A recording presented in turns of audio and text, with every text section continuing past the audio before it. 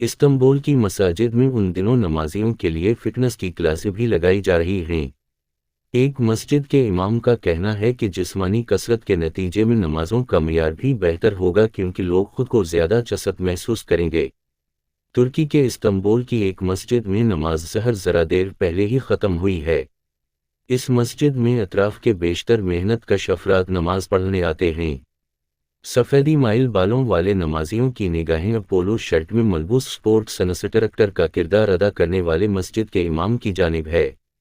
عبداللہ خان مسجد کے دبیز فیروزی رنگ کے قالین پر 1 درجن سے زائد نمازی خوبصورت تراشی ہوئی داڑھی والے امام کے ساتھ سیدھے کھڑے ہیں۔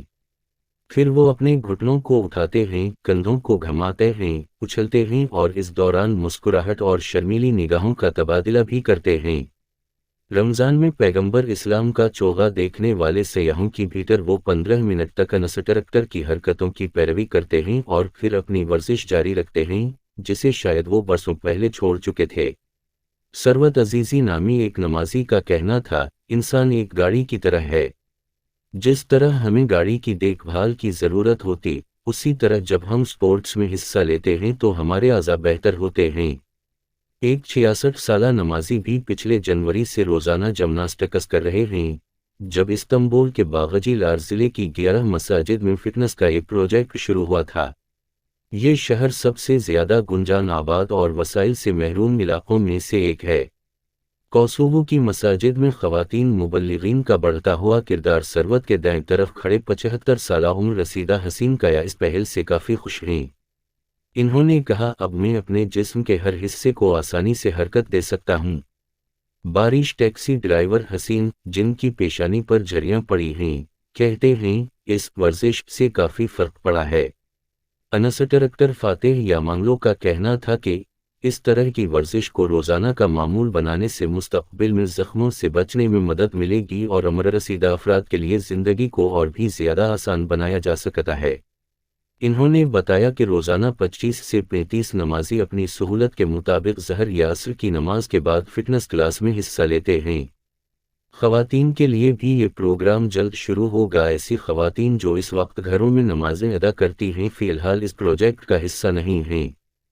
تاہم باغچی لار کونسل کے میئر، جو صدر رجب طیب ایردوان کی اسلام پسند جماعت AKP پارٹی سے تعلق رکھتے ہیں، نے بتایا کہ جلد ہی تبدیلی آنے والی ہے۔ ترکی میں خواتین کی ملازمت کی شرح مردوں کے مقابلے نصف سے بھی کم ہے۔ اس کی وجہ سے وہ کئی طرح کی لائف سٹائل بیماریوں سے بھی دوچار ہو جاتی ہیں۔ آیا صوفیہ میوزیم مسجد میں تبدیل، کیا ایتھنز کی مسجد خطرے میں؟ ترکی کی وزارت صحت کے مطابق جہاں 3 میں سے 1 مرد ورزش یا جسمانی سرگرمیوں میں حصہ لیتے ہیں، وہیں جسمانی سرگرمیوں میں حصہ نہ لینے والی خواتین کی تعداد نصف سے زیادہ ہے۔ استنبول کی گلاتا یونیورسٹی میں فزیو تھراپی شعبے کی ڈائریکٹر سیراب انال کہتے ہیں کہ بہت سے ملکوں میں خواتین میں فٹنس کی کمی پائی جاتی ہے۔ انہوں نے کہا کہ استنبول کے پسماندہ علاقوں کے رہائشی بہتر علاقوں میں رہنے والے دیگر افراد کے مقابلے فٹنس یا کھیل کود میں کم حصہ لیتے ہیں۔